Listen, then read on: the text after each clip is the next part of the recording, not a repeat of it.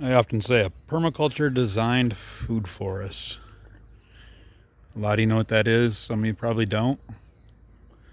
Let's just have a quick look around. First we'll say hi to the baby chickens.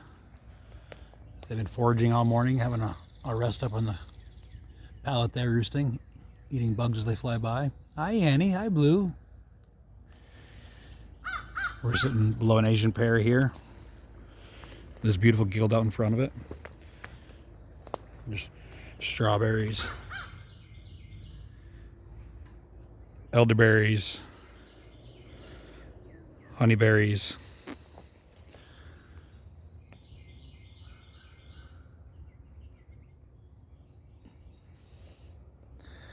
I'm going to point everything out. You can see raspberries all over, mulberries. But if I was to show every berry, fruit, nut, and berry that's in here, I'd make this a long video. It's a series of 7 layers, mimicking the food forest, going from a canopy layer, which would be the tall nut trees, down to the fruit trees, like the apples and pears, down to the bush layer, like the gooseberries and nitrogen-fixing berries like gumi and bush cherries,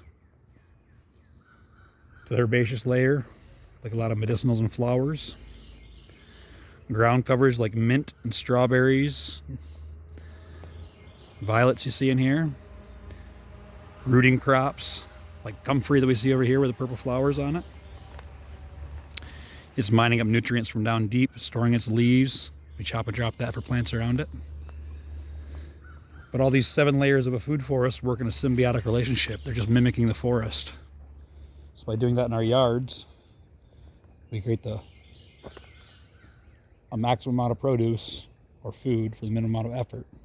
It's a lot of effort in the first few years. We're 10 years in now. I just wander around out here and I'm elated. I don't know what word to use.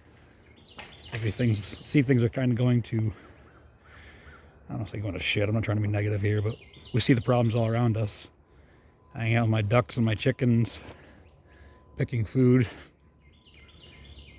It's all around me. Those are going to be the important things to us. Yes, I'm spoiled, but I'm 50 years old and put a lot of time into to get to this point. I still do work, but a very diverse schedule. But anyways, I digress.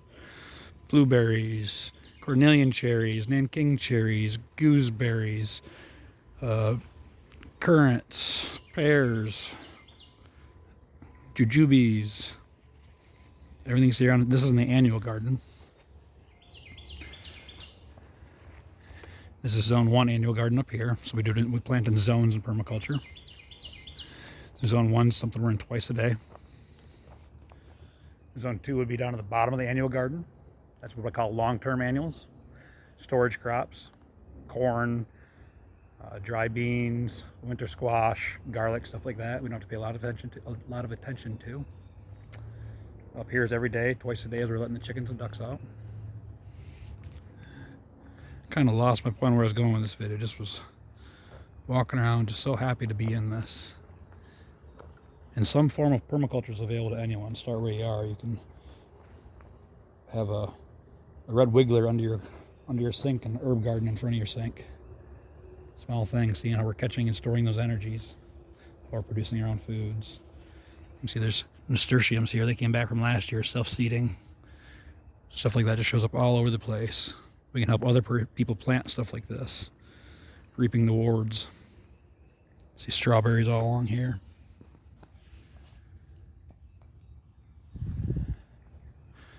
That's why I always sign these videos out saying, change is better than a holiday. We know it's needed, and I see what change has produced for us. I think I'm bragging at this point. I'm trying not to, because I don't mean it to brag. I mean it to say, hey, these are the changes I found when I accepted something was needed. This broken society. All right. Peace. Change is better than a holiday.